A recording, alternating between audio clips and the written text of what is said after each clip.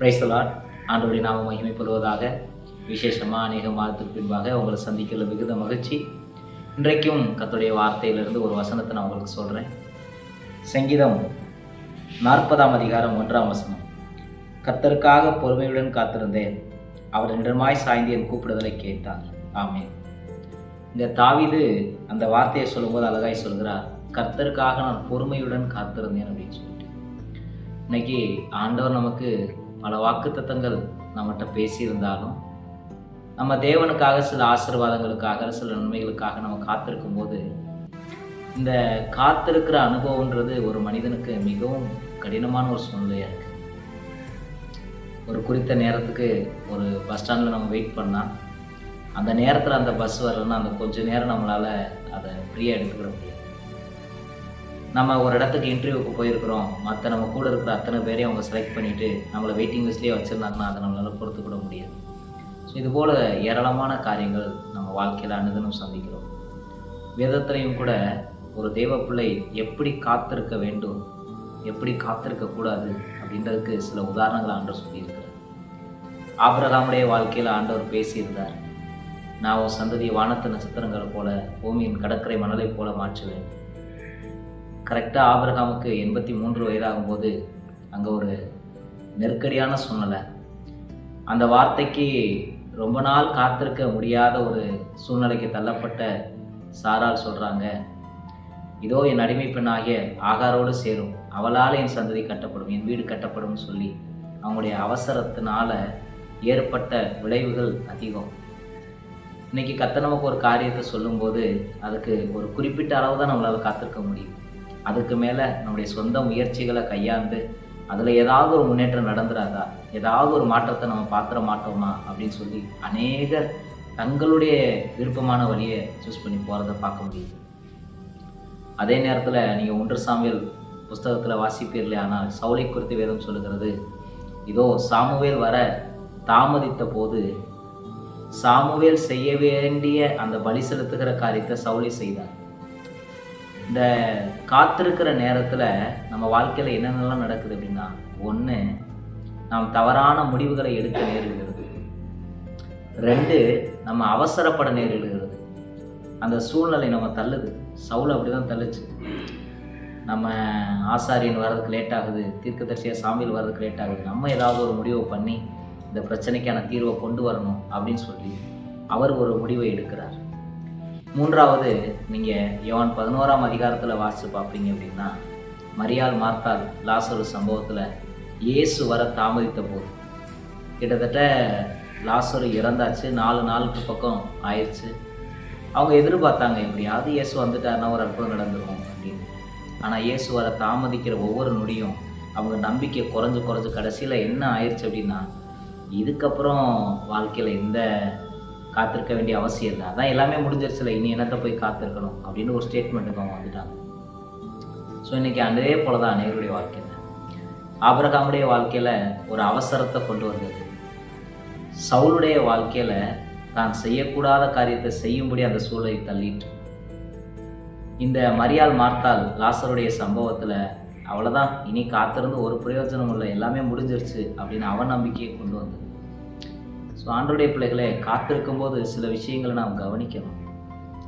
இங்கே வேதம் சொல்லுகிறது, நீடிய பொறுமை என்று ஆவிக்குரிய கனியில் ஒரு காரியம் வருகிறது.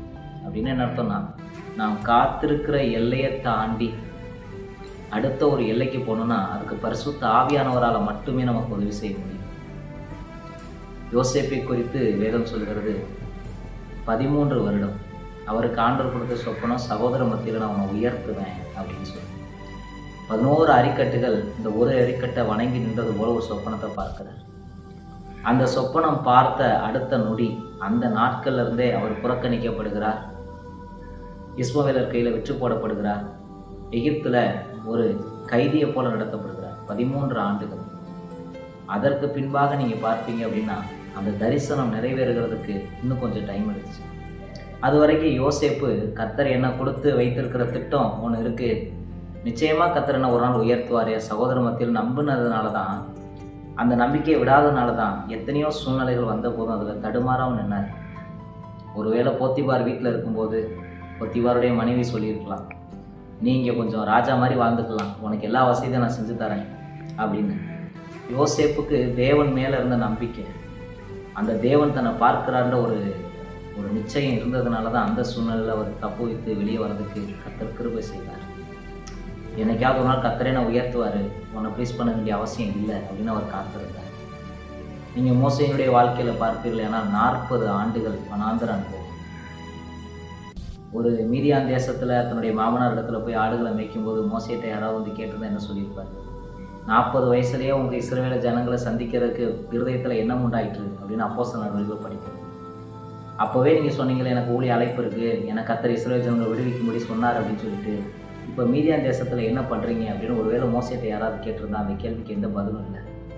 கர்த்தர் என் வாழ்க்கையில் ஒரு காரியத்தை செய்வேன்னு சொல்லியிருக்கிறாரு, என்னை அந்த ஊழியத்துக்காக பிரிச்செடுத்திருக்கிறாரு அப்படின்றது மாத்திரம்தான் மோசேயினுடைய வாயின் வார்த்தைகளாக இருந்தது. ஆனால் கர்த்தர் அவருக்கு சொன்னது போல் கரெக்டாக அந்த 80வது வயதில் மோசேயை மறுபடியும் சந்திக்கிறார். ஆண்டவர் சொல்கிறாரு, வா, உன்னை நான் இஸ்ரவேல் இடத்திற்கு அனுப்புவேன்.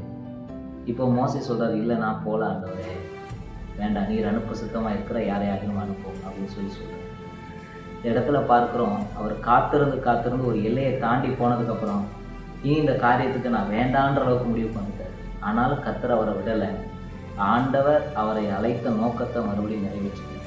ஸோ வயது ஆகுதுன்றதுனாலையோ காலங்கள் மாறிட்டே இருக்குன்றதுனாலையோ எல்லா சூழ்நிலையும் அவ்வளோதான் கையை மீறி போயிடுச்சுன்றதுனாலையோ நம்ம ஆண்டவருக்காக காத்திருக்கிறத விடணுன்ற அவசியம் இல்லை. பரிசுத்த ஆவியான நமக்கு நீதிய பொறுமையை தருவாராக. நமக்கு கொடுத்திருக்கிற ஒரு வாக்கு தத்தமும் தரையில் விழாது. ஆண்டவர் சொன்ன நல் வார்த்தைகள் எல்லாம் நிறைவேற பண்ணுவார். ஸோ தேவன் கொடுத்த வார்த்தைகளை பிடிச்சிக்கிடுங்க, கெட்டியாக பிடிச்சிக்கிடுங்க. 1 சாமுவேல் புஸ்தகத்தில் ஆண்டவர் தாவீதை குறித்து சொன்னார், நான் உன்னை வந்து உயர்த்துவேன், நான் உன்னை ராஜாவாக வைப்பேன் அப்படின்னு. ஆனால் சவுல் வந்து அவரை வேட்டையாடும்படி துரத்தி கொண்டிருக்கார். எல்லா இடங்கள்லையும் பார்த்தீங்க அப்படின்னா ஈட்டியை எடுத்து 3 முறை கொல்ல பார்க்கிறார். அவர் எங்கே போனாலும் கெவிகளை ஒளிஞ்சு போக வேண்டிய ஒரு சூழ்நிலை சவுலுக்கு முன்னால். அப்போ ஒரு நாள் தாவீதே நினைக்கிறார், என்றைக்காவது ஒரு நாள் நான் சவுல் கையிலாக செத்தாலும் சாவேன் அப்படின்னு சொல்லி பெலிஸ்திய தேசத்தில் போய் குடியிருக்கிறார். இப்போ பாருங்க, அழைப்பு இருந்தது, அபிஷேகம் இருந்தது, ராஜா அப்படின்னு உயர்த்த போகிறாரு, ஆண்டவர் சொல்லியிருக்கிறாருன்னு எல்லா வாக்குத்தத்தம் இருந்தாலும் தற்கால சூழ்நிலை உயிருக்கே உத்தரவாதம் இல்லை. நாளைக்கு நிற்பேனா பிழைப்பேனான்ற நம்பிக்கை இல்லை. அந்த நிலையில தான் தாவீது இருந்தார். ஆனால் கர்த்தர் பொய்யுரையாத தேவன், அவர் சொன்ன வாக்கை நிறைவேற்றினார். ஸோ அதே சவுல் ராஜாவுடைய வாயிலிருந்தே வந்தது, நிச்சயமா நீ ராஜாவாக, நீ பெரிய காரியங்களை செய்வ, மென்மேலும் விலப்படுவன், அவனை ஆசீர்வதிக்கிறதுக்கும் கர்த்தர் உதவி செய்வார். ஸோ இந்த நாட்களில் பிரச்சனைகளை பார்த்து, போராட்டங்களை பார்த்து, இன்னைக்கு நாளைக்கு இருப்போமானே தெரில, அடுத்த வாரம் என்ன நடக்கும்னு தெரில, இதுக்கு மத்தியில் கர்த்தர் சொன்ன வாக்குத்தத்தம்லாம் நிறைவேறுமா அப்படின்னு ஒரு சந்தேகம் உங்களுக்கு இருந்தால் நிச்சயமாக சொல்கிறேன், தாவீதை அபிஷேகம் பண்ணி அவனை உயர்த்தின அதே ஆண்டவர் நமக்கு இருக்கிறார். நிச்சயமாக நம்ம காத்திருத்த வீண் போகாது. தாவீது சொன்னது போல, கர்த்தருக்காக பொறுமையுடன் காத்திருந்தேன், அவரிடமாய் சாய்ந்து என் கூப்பிடுதலை கேட்டால் இந்த வார்த்தை நம்ம வாழ்க்கையில் நிறைவேறும். ஸோ சோர்ந்து போகாமல் இருங்க. கர்த்தர் இந்த வருஷத்தில் தானே உங்கள் விசுவாசத்தை கனப்படுத்துவாரா, உங்கள் ஓட்டத்தை கனப்படுத்துவாரா, உங்கள் ஊழிய எல்லைகளை, உங்கள் குடும்பத்தில் இருக்கிற எல்லா விதமான சூழ்நிலைகளையும் மாற்றி கர்த்தர் உங்களை ஆசீர்வதிப்பாரா. God bless you.